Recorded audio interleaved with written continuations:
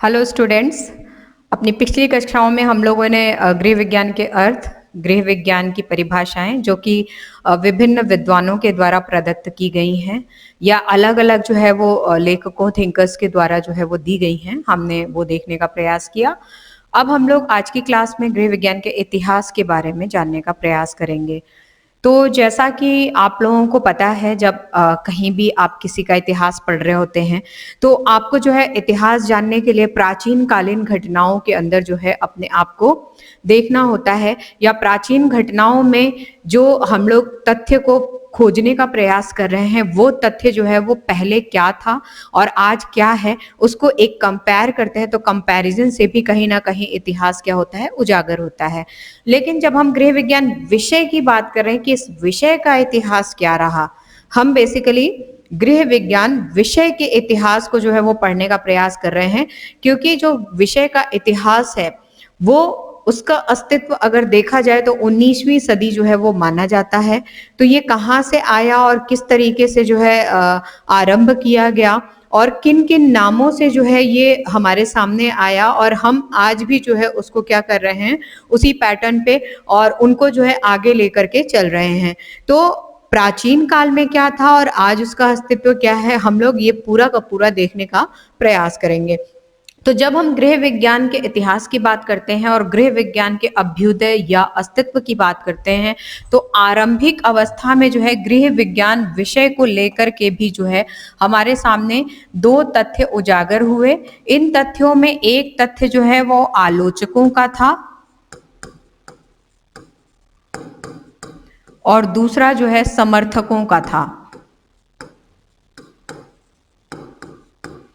आलोचकों और समर्थकों का, तो ये दो जो है एक तरीके से माइंडसेट आप मान लीजिए, या दो तरीके के जो है वो सोचने वाले लोगों को आप समझ लीजिए।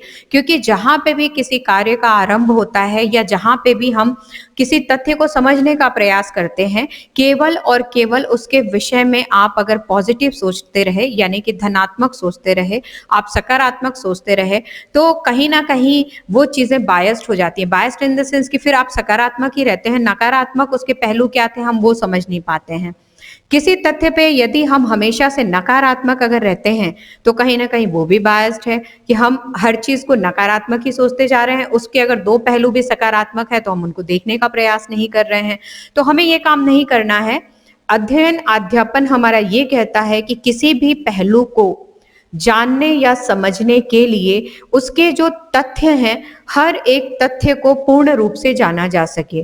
तो हम गृह विज्ञान पढ़ रहे हैं, विषय को पढ़ रहे हैं, इसका मतलब ये नहीं कि गृह विज्ञान विषय हर तरीके से सकारात्मक रहा है या सकारात्मक तरीके से ही हम लोग इसको समझने का प्रयास करें। नहीं, हमें वो पहलू भी जानना है जो नकारात्मक तरीका है या जो नकारात्मक वे में प्रस्तुत किया गया है या लोगों की नकारात्मकता से जो है वो उत्पन्न हुआ है या प्रस्तुत हुआ है। इस विषय का प्रादुर्भाव जब हुआ है आज के समय में, हम विभिन्न शैक्षणिक संस्थानों में इस विषय को देख रहे हैं, हम अलग अलग प्रतियोगी परीक्षाओं में इस विषय को देख रहे हैं और अलग अलग जगहों पे जो है हम विषय के रूप में इसको पा रहे हैं। लेकिन प्राचीन समय में हम लोग जाएं, जब हम इतिहास की बात कर रहे हैं, तो देखिए मैंने इंगित कर दिया है कि प्राचीन समय में इस विषय की आलोचना भी होती थी और इसके समर्थक भी थे। अब आलोचक किस रूप में थे? आपको पता है, प्राचीन कालीन अगर सभ्यताओं में आप जाएं या पुराने हमारे पौराणिक आप कथाओं में भी जाएं या आज के समय में भी आप लोग व्यवहारिक रूप से देखें, हमारा परिवार चाहे संयुक्त है चाहे हमारा परिवार एकाकी है, हर परिवार में जो घर का संचालन होता है, जो घर के क्रियाकलापों का जो कार्य होता है, जो उसका दायित्व होता है, जो उसका उत्तरदायित्व होता है, हर एक चीज के लिए घर के अंदर, घर के दायरे के भीतर जितनी भी चीजें हैं, गलत हो रहा है सही हो रहा है, उन सब चीजों के लिए उत्तरदायी कौन होता है? गृहिणी होती है। घर के कोर में जो घर का प्रबंधन कर रहे हैं, उत्तरदायित्व किसका होता है? गृहिणी का होता है। लेकिन जब घर के बाहर यानी कि घरेलू दायरे के बाहर किसी भी तरीके का सकारात्मक या नकारात्मक परिणाम परिवार के परिवेश में आता है, तो उसका श्रेय किसको जाता है? उसका श्रेय जाता है घर के मुखिया। घर का मुखिया कौन होता है? घर का मुखिया होता है, कोई भी हो वो पुरुष वर्ग से ही होता है। महिलाओं में आजकल आधुनिकतम समय में, वर्तमान समय में कुछ घर ऐसे हो गए हैं जो मात्र सत्तात्मक चल रहे हैं। अदरवाइज मेजॉरिटी, अगर आप मैक्सिमम परिवारों को लेकर के देखें तो आज भी सारे परिवार पितृ सत्तात्मक जो प्रणाली है उस पर क्रियाशील हैं। और अगर हम बात करें हमारे उत्तर प्रदेश की, तो उत्तर प्रदेश में अभी भी ये चीजें चल रही हैं। पूर्ण रूप से पितृसत्तात्मक जो पारिवारिक प्रणाली है वो ही यहाँ पे क्रियाशील होती है। तो जब महिलाएं या बालिकाएं प्राचीनतम समय में इस विषय को, अर्थात गृह विज्ञान विषय को पढ़ना चाह रही थी, पढ़ रही थी, या इस विषय में अपने आप को जो है आगे ले जाना चाहती थी, तो जो विभिन्न आलोचक हैं उन आलोचकों का ये कहना था कि ये इसको इसलिए पढ़ रही है क्योंकि ये बहुत अपने आप को ऊंचा दिखाना चाहती है। ठीक है, जैसे आज के समय में भी आप लोगों ने सुना होगा ना, आप जॉब पाना चाह रहे हैं, घर वाले मना कर रहे हैं, आप एग्जाम देना चाह रहे हैं। सभी के घरों में जो है वो एक जैसी परिस्थितियां नहीं होती, मुझे पता है। कुछ लोगों को जो है इनिशिएट किया जाता है, हस्बैंड बहुत अच्छे होते हैं, माता पिता बहुत अच्छे होते हैं, भाई बहन बहुत अच्छे होते हैं, पारिवारिक सिचुएशन बहुत अच्छी होती है। अगर कंडीशन खराब भी होती है तो भी अगर घर वाले साथ देते हैं, सपोर्ट देते हैं, लोग आपको देखते हैं, लोग आपको समझते हैं, लोग आपकी जो है इस क्रिया में या इस प्रतियोगी परीक्षा में आपका साथ देते हैं, तो संसाधन अगर सीमित भी होते हैं तो साथ होता है तो इंसान संसाधनों को मैनेज करने का प्रयास करता है। लेकिन प्रॉब्लम वहां पे आती है जहां पे आप करना चाहते हो और सामने जो है आपको कोई करने नहीं देना चाहता है। तो कई घरों में, कई परिवारों में ये चीज भी देखने में आई है कि लड़की जो है वो शादी के समय पढ़ी लिखी होनी चाहिए, वेल एजुकेटेड होनी चाहिए, यूजी पीजी सब करी हुई होनी चाहिए। लेकिन साहब हमारे घर में तो औरतों से काम नहीं करवाते, हम घर से बाहर नहीं जाने देंगे। क्यों नहीं जाने देंगे? क्योंकि हमारे घर में आज तक कोई बाहर नहीं गया। अगर हम इनको बाहर भेजते हैं तो इनका रवैया चेंज हो जाएगा, इनकी पर्सनालिटी जो है वो चेंज हो जाएगी, बात करने का तरीका चेंज हो जाएगा, नौकरी का घमंड हो जाएगा, रुपए पैसे का घमंड हो जाएगा। और ये सब होगा तो कहीं ना कहीं वो जो स्त्री है वो किसी और का नहीं सुनेगी, फिर अब अपने डिसीजन वो खुद लेने लगेगी और इस प्रकार से वो अपने क्रियाकलाप खुद करने लगेगी और अपने आप को जो है वो सर्वोपरि मानेगी और बाकी सबको क्या करेगी, वो नीचे कर देगी। तो हम साहब ये नहीं चाहते हैं, इस वजह से हमारे घर की महिलाएं जो है वो कार्य नहीं करेंगी। हमें जरूरत नहीं है, भगवान का दिया हमारे घर में सब कुछ है, हमें पढ़ी लिखी लड़की चाहिए लेकिन हमें नौकरी नहीं कराना है। तो इस तरीके की जो ये चीजें हैं, ये ऐसा नहीं कि आज के समय में ही है, प्राचीनतम समय में भी थी। लोग चाहते थे कि घर की जो लड़कियां हैं वो सब कुछ सीखें, घर चलाना सीखें, खाना बनाना सीखें, सिलाई बुनाई सीखें, परिवार को मैनेज करना सीखें।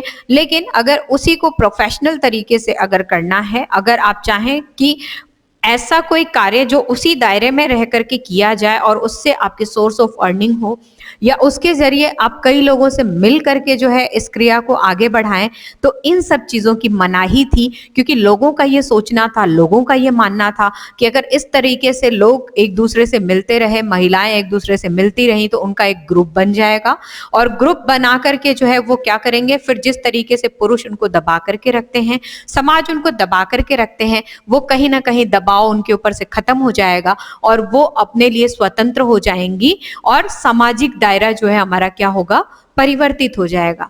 तो इनमें जो है जो आलोचक है, इनके द्वारा कुछ पॉइंट्स जो है वो बखूबी देखने को मिले कि मतलब अगर हम लोग जो है इतिहास में अगर जाएं और गृह विज्ञान के आलोचकों को अगर देखने का प्रयास करें तो उनके द्वारा जो है कुछ पॉइंट्स बहुत बखूबी देखने को मिले जो इस कार्य के ऊपर जो है वो देखे गए। नंबर 1, गृहिणी पितृसत्ता को हथियाना चाहती है।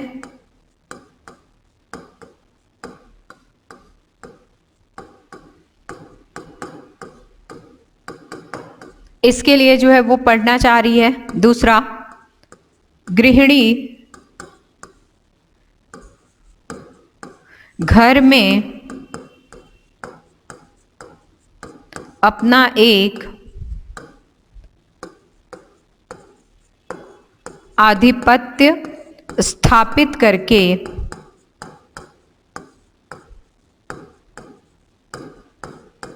घर के बाहर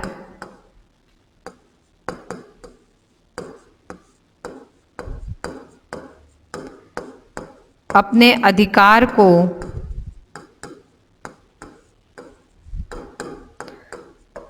पुरुषों के विपरीत प्रयोग करना चाहती है।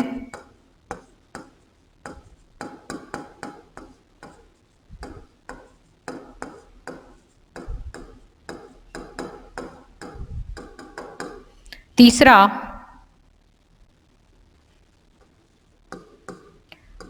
अपने परिचय के रूप में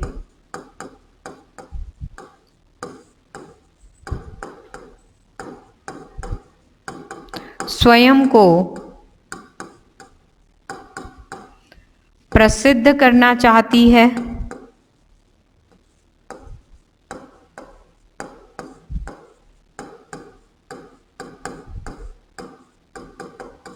और लास्ट,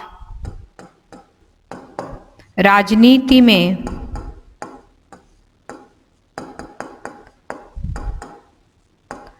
सक्रिय होना चाहती है।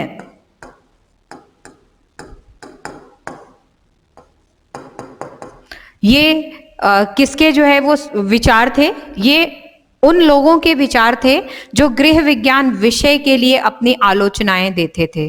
तो उन आलोचनाओं में उनका ये मानना था कि अगर हम ये सारे तथ्य, जो खाना बनाना है, सिलाई करना है, घर को संभालना है, बच्चों को पैदा करना है, बच्चों का पालन पोषण करना है, उनके खाने की व्यवस्थाएं देखनी है, घर में मेरे माता पिता को जो है वो आकर के शादी कर करके जो है वो बूढ़े जो माता पिता हैं उनकी सेवा करनी है, फला ढिमका, ये जितनी भी तथ्य हैं उनका ये मानना था कि एक औरत अगर इन सब कामों को कर रही है, वो तो कर ही रही है ना, वो तो छोड़ तो रही नहीं है, वो उस समय भी कर रही थी, वो आज भी कर रही है।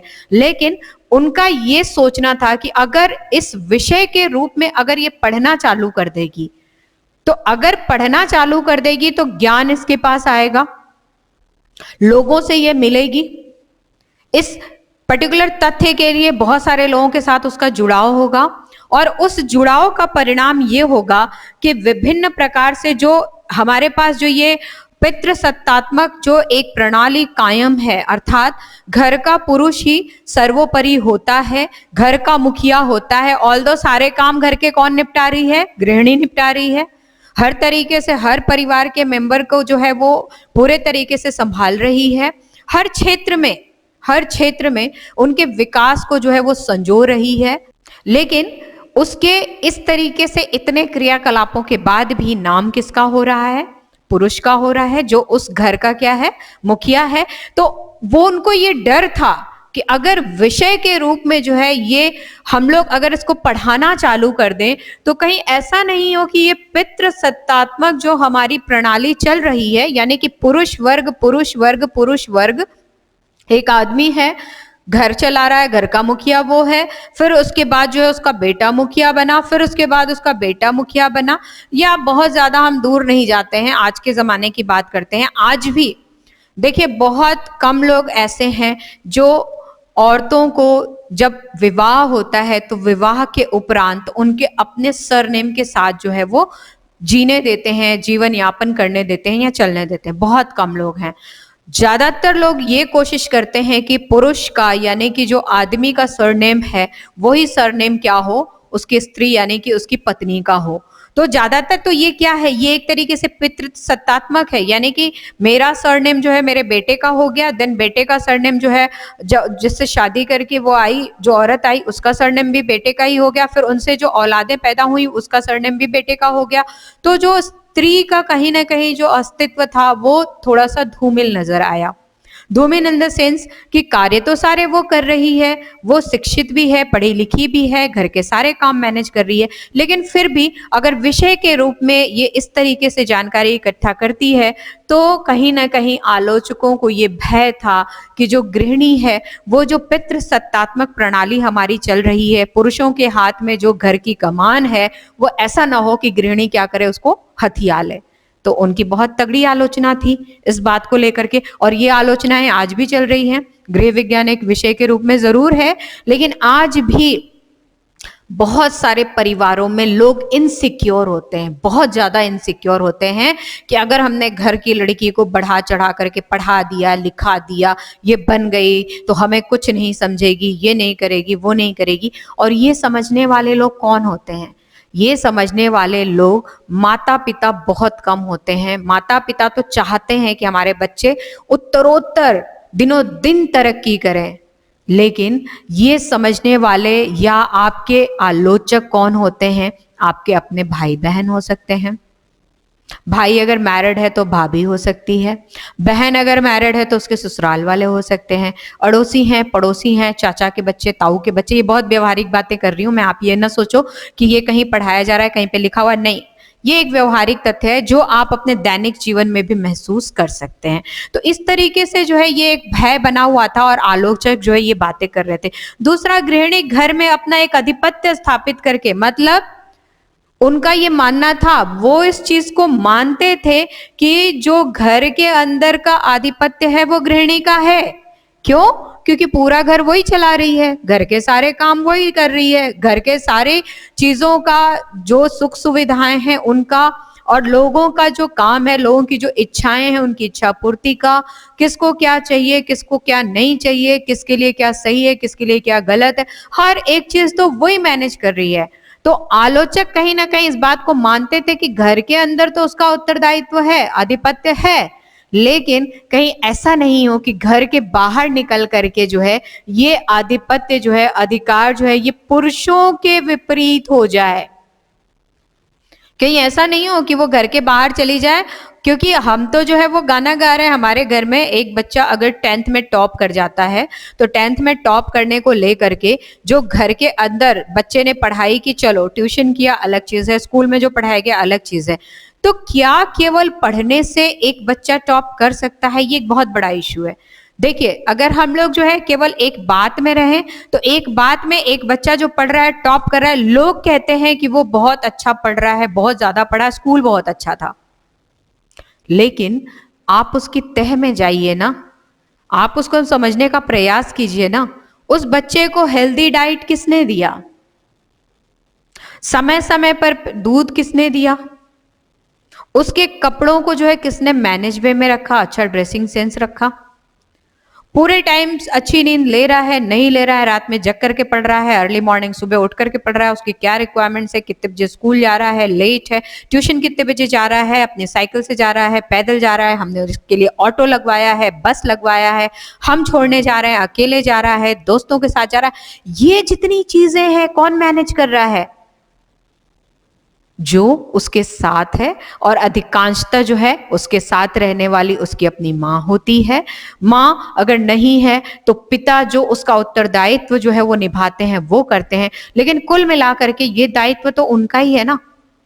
तो हम उनको कैसे भूल सकते हैं? टॉप करने में एक बच्चा टॉप किया, लेकिन किसकी वजह से टॉप किया, वो वजह हम कैसे भूल सकते हैं? हम नहीं भूल सकते उस चीज को। क्यों?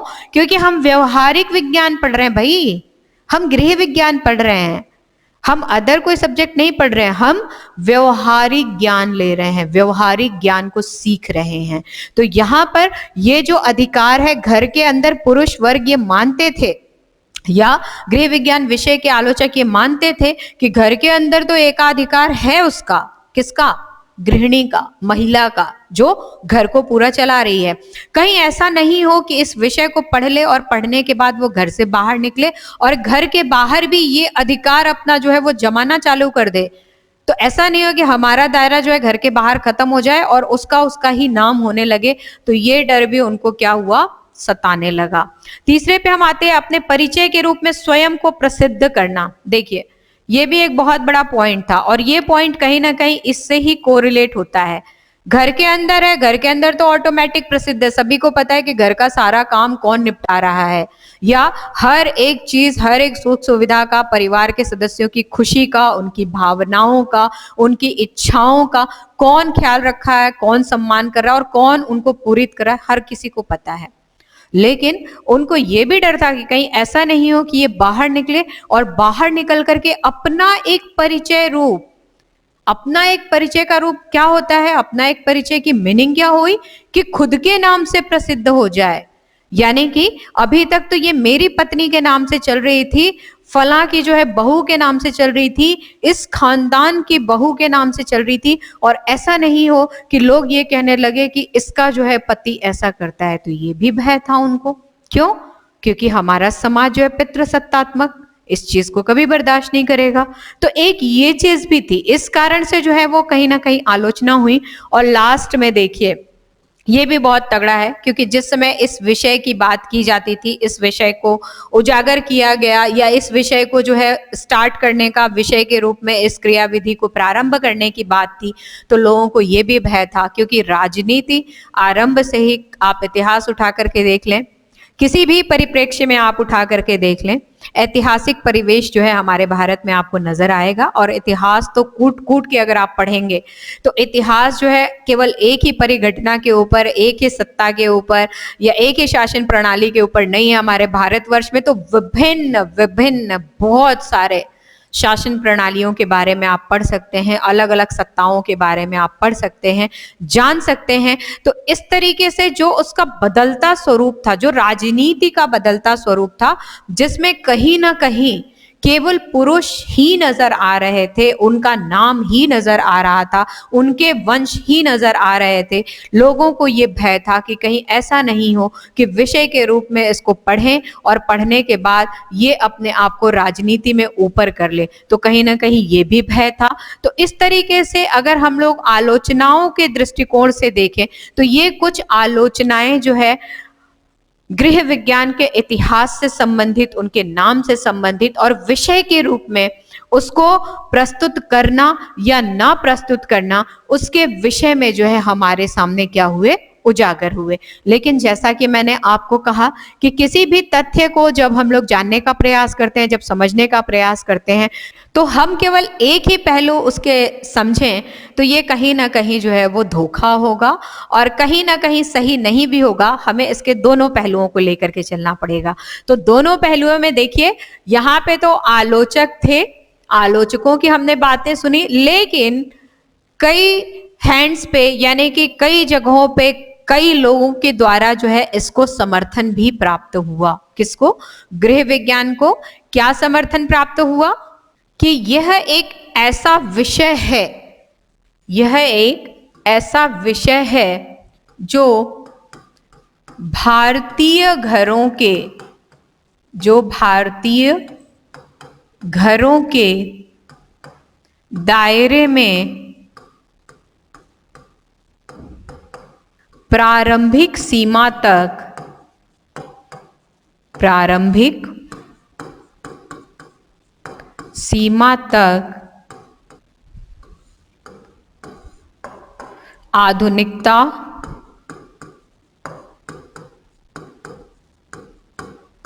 और राष्ट्रवाद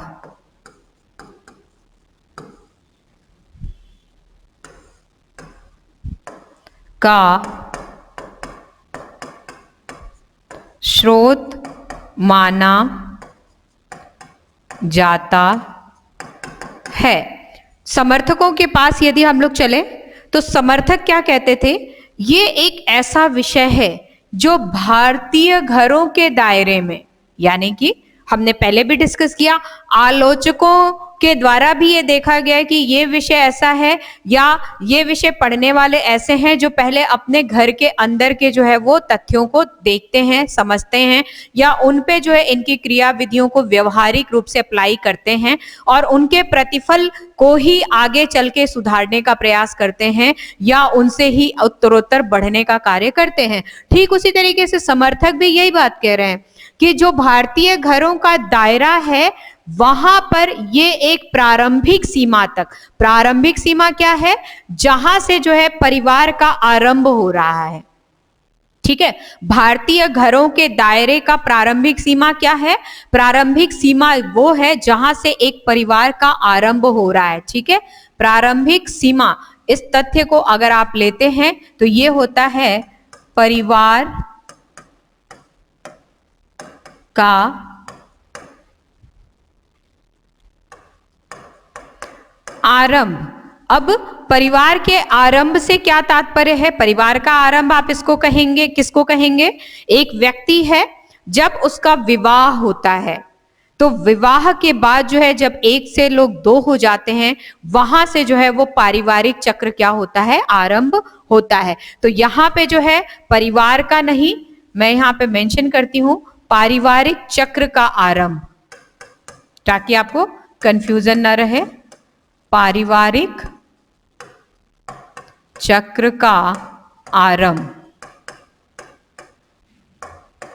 व्यक्ति है, उसकी शादी हुई, उसकी पत्नी उसके साथ है, फिर थोड़े दिनों के बाद वो परिवार बढ़ाते हैं, उनके बच्चे होते हैं, बच्चे बड़े होते हैं, पढ़ते हैं, लिखते हैं, किसी भी तरीके से अपने आप को सेटल डाउन करते हैं, करियर में आगे बढ़ते हैं। उसके बाद फिर उनका विवाह होता है, उनका विवाह होता है तो वापस फिर उनका एक चक्र जो है, उनका इंडिविजुअल पारिवारिक जीवन चक्र अलग से आरंभ होता है, लेकिन वो वहां पे अपने जीवन चक्र के साथ साथ इस व्यक्ति के जीवन चक्र का भी हिस्सा जो है वो बने रहते हैं, और इस तरीके से जो है आगे ही आगे ये चक्र जो है वो क्या होता है, चलता रहता है। तो ये चक्र कई भागों में विभाजित हो जाता है। ठीक है ना, कई भागों में विभाजित हो जाता है। यहाँ पे क्या थे, दो लोग थे, फिर दो लोगों से दो और हुए तो यहाँ पे चार हो गए, फिर इन दोनों की जो है, इसकी मान लीजिए इसकी जो है वो शादी किसी से होती है, तो यहाँ पे जो है एक कोई और आ गया, तो ये जो चार थे ये आठ हो गए, फिर इनके भी दो बच्चे हुए। तो इस तरीके से ये चक्र क्या होता है, चलता रहता है। लेकिन जब हम बात कर रहे हैं यहाँ पे, तो यहाँ पे जो आरंभ था वो किससे हुआ, दो व्यक्तियों से हुआ, दो व्यक्तियों से मिलकर के हुआ, एक स्त्री और एक पुरुष। तो ये जो स्त्री है जो घर के अंदर है, प्रारंभिक सीमा क्या है, ये यहीं पे है, और विषय के रूप में भारतीय घर में जो है इसने ही इसको आरंभ किया। अब इसके आरंभ से ही यहां से बहुत सारी चीजें इसके अंदर भी जा रही हैं, लड़के के अंदर भी जा रही हैं, लड़की के अंदर भी जा रही हैं। लड़के ने जो सीखा, उसके बाद जब लड़के का विवाह होता है तो यही चक्र जो है बहू में भी सिखाया जाता है, या यही चक्र बहू में ट्रांसफर होता है। कुछ बहू के अपने जो है अपनी माता के द्वारा उस चक्र में लिया हुआ होता है, कुछ अपनी सास के द्वारा लेकर के वो अपने जो है वापस से चक्र को, यहाँ से एक और नया चक्र स्टार्ट हो जाता है। जब नया परिवार जो है वो पारिवारिक चक्र आरंभ होता है, तो ठीक उसी तरीके से इसकी जब बेटी आगे पारिवारिक चक्र में चलती है तो यहाँ के कुछ जो है तथ्यों को समाहित करती है, और आगे उस परिवार के कुछ तथ्य को समाहित करती है और अपने उस चक्र को प्रारंभ करती है। तो ये क्या है, ये एक प्रारंभिक सीमा है भारतीय घर की, पारिवारिक जीवन चक्र है एक भारतीय घर का।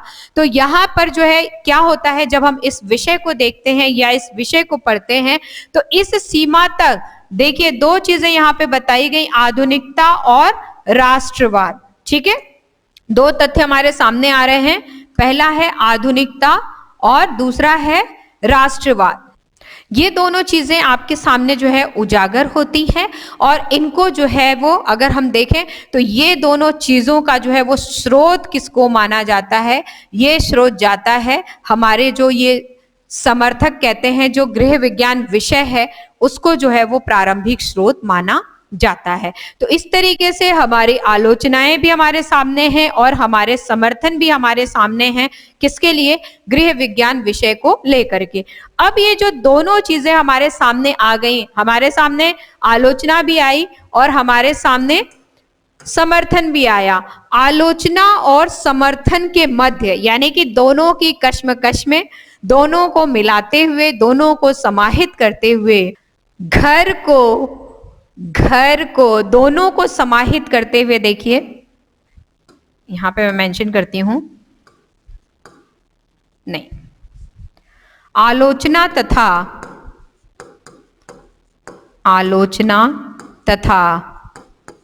समर्थन के मध्य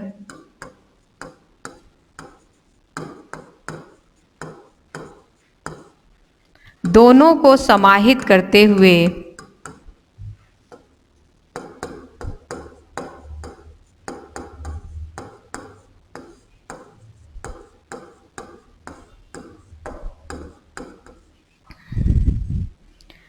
घर को विशिष्ट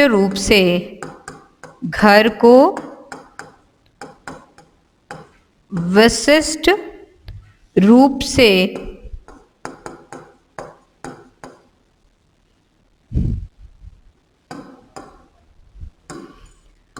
नारीवाद की एक इकाई के रूप में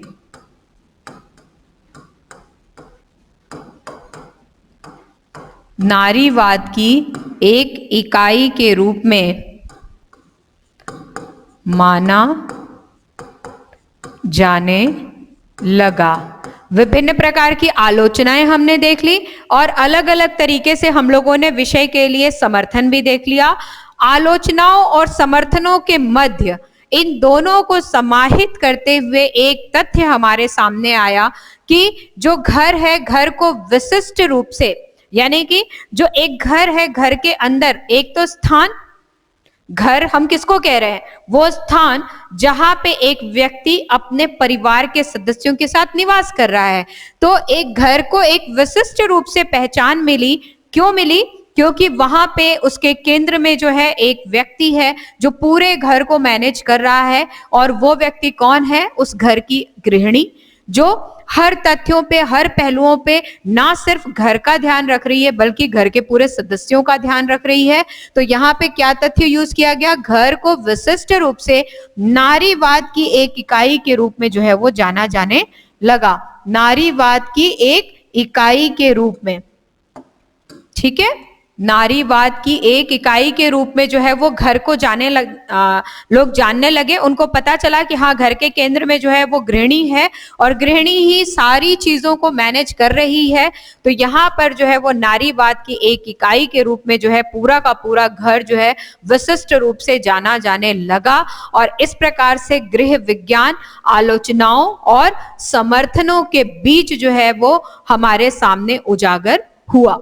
जब उजागर हुआ और हमने कहा कि नारीवाद की एक इकाई है, यानी कि घर के कोर में जो है वो नारी है जो सब तरीके से इसको मैनेज कर रही है। तो इस विषय के अंदर जो घर के केंद्र में जो गृहिणी है, नारियों को प्रयास किया गया कि हम जो है जो शिक्षा उसको घर में रह करके दे रहे हैं, हम उसको खाना बनाना सिखा रहे हैं, हम उसको सिलाई कढ़ाई बुनाई सिखा रहे हैं, हम विभिन्न प्रकार से घर की साज सज्जाएं सिखा रहे हैं, हम लोगों के पोषण की जानकारी उसको दे रहे हैं, हम उसको बहुत तरीके से सिखा रहे हैं कि विभिन्न बीमारियों में किस तरीके से कैसे आप मैनेज करेंगे। तो बहुत सारे तथ्य उसको सिखा रहे हैं, ये पहले से सीखती हुई आ रही है। लेकिन जब हमने उसको केंद्र मान ही लिया, जब घर की पूरी जो हमारा विशिष्ट रूप से जो हमारे घर की प्रणालियां हैं या घर का जो विशिष्ट हमारा दायरा है, उसके बीच में जब हमने उसको केंद्र बना दिया, एक इकाई के रूप में जब प्रस्तुत कर ही दिया, तो आगे चल के ये प्रयास किया गया कि फिर हम उसको ट्रेंड करें। वो जो कार्य कर रही है उस कार्यों के लिए हम उसको ट्रेंड करें और ट्रेंड करके फिर उसके बाद जो है हम उसको औपचारिक रूप से प्रशिक्षण दें, हम उसको प्रशिक्षित करें, जिससे जो आधुनिकतम दौर है, आधुनिकतम दौर में क्या क्या समस्याएं हैं, क्या क्या आवश्यकताएं हैं, गृहिणी उसको भी समझ करके उसके अनुसार अपने कार्यों को कर सके। आजकल आप लोगों को पता है, पहले के समय में संयुक्त परिवार बहुत ज्यादा देखने को मिलते थे, आजकल एकाकी परिवार बहुत ज्यादा देखने को मिलते हैं। तो एकाकी परिवार है तो बहुत सारी समस्याएं सामने आती हैं। संयुक्त परिवार में गृहिणी जब खाना बनाती है, छोटा बच्चा है तो रोता है, तो बहुत सारे लोगों में से कोई भी एक जने उसको उठा करके चुप करा देता है। वो खेलना चाहता है तो परिवार का कोई भी सदस्य उसके साथ खेल लेता है। उसको भूख लगी होती है तो कोई भी सदस्य खाना खा रहा होता है, अपनी थाली में उसको बिठा करके खिला देता है। लेकिन एकाकी परिवारों में कहीं न कहीं ये छोटी-छोटी जो समस्याएँ हैं, ये बड़ी समस्या बन के निकली। यानी कि गृहिणी अगर खाना बना रही है और बच्चे को अगर भूख लगा, तो उस समय पे उसको अपना खाना बनाना छोड़ना पड़ेगा और बच्चे को दूध पिलाना पड़ेगा, बच्चे को खाना खिलाना पड़ेगा। अगर बच्चा स्कूल जा रहा है, बच्चे को होमवर्क कराना है, तो गृहिणी चाहे कोई सा भी काम कर रही हो, उसको छोड़ करके बच्चे के साथ बैठेगी, उसको होमवर्क कराएगी। कहने का मतलब ये है कि जो अलग-अलग रिसोर्सेस थे हमारे पास जॉइंट फैमिली के अंदर, वो सारे रिसोर्सेज एक साथ मिलकर के एक ही व्यक्ति के अंदर समाहित हुए। किसके अंदर? गृहिणी के ऊपर, जो इंडिविजुअल फैमिली या एकाकी परिवार में रह रही है। और उस एकाकी परिवार में वो सारे रिसोर्सेज चूंकि उसके अंदर ही समाहित हैं, तो समय जो है वो अलग अलग उसको देना है। जबकि ज्वाइंट फैमिली में क्या था? रिसोर्सेज भी अलग अलग थे और उन रिसोर्सेज के पास अपना समय भी अलग अलग था। तो एक ही समय में मल्टीटास्किंग जो है लोग करते थे।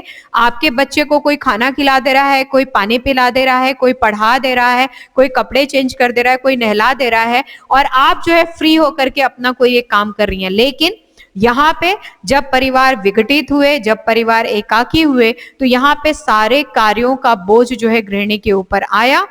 और दिनों दिन जो है उसके ऊपर जो बोझ आया, कई गृहिणियां तो ऐसी हैं जो घर के साथ साथ बाहर भी निकलने लगी, बाहर कार्यों में भी अपनी जो है वो प्रतिभागिता दिखाने लगी। तो ऐसे सिचुएशन में जो घर के पुरुष हैं, उन्होंने भी थोड़ा थोड़ा करके सहयोग की भावना से जो है इन कार्यों को अपना लिया।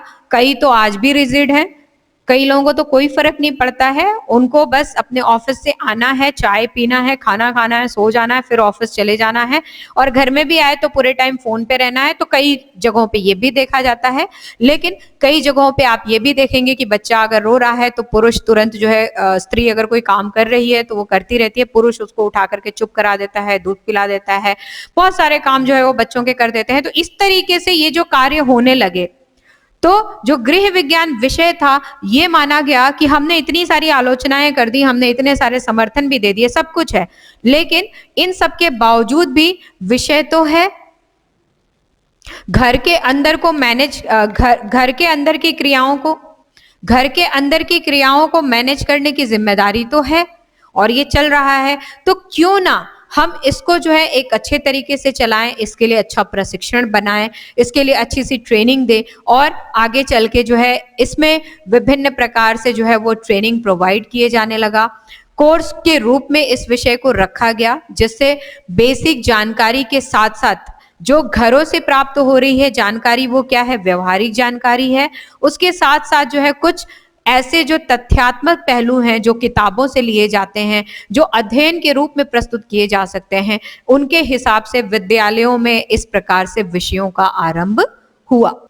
और इस प्रकार से जो है गृह विज्ञान विषय जो है विषय के रूप में जाना जाने लगा। बहुत पुराना नहीं है ये विषय, 19वीं सदी का आरंभ जब हुआ तो उस समय से यह विषय जो है वो प्रचलन में आया, अपने अस्तित्व में आया, और विषय के रूप में इसको अपनी पहचान मिली। तो अब अपनी पहचान जब मिली, तो जैसा कि मैंने आपको पहले भी बोला था कि इसको हम लोग जो है इसके इतिहास को 2 भागों में पढ़ेंगे, यानी कि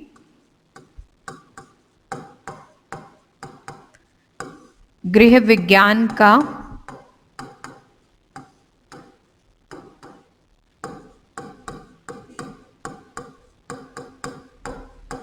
ऐतिहासिक पहलू, इसको हम लोग जो है वो 2 भागों में पढ़ेंगे। मैंने आपको पहले ही बोला था, मैंने आपको बोला था इसको हम विश्व के परिप्रेक्ष्य में भी पढ़ेंगे, विश्व स्तर पर, और दूसरा हम पढ़ेंगे भारत में।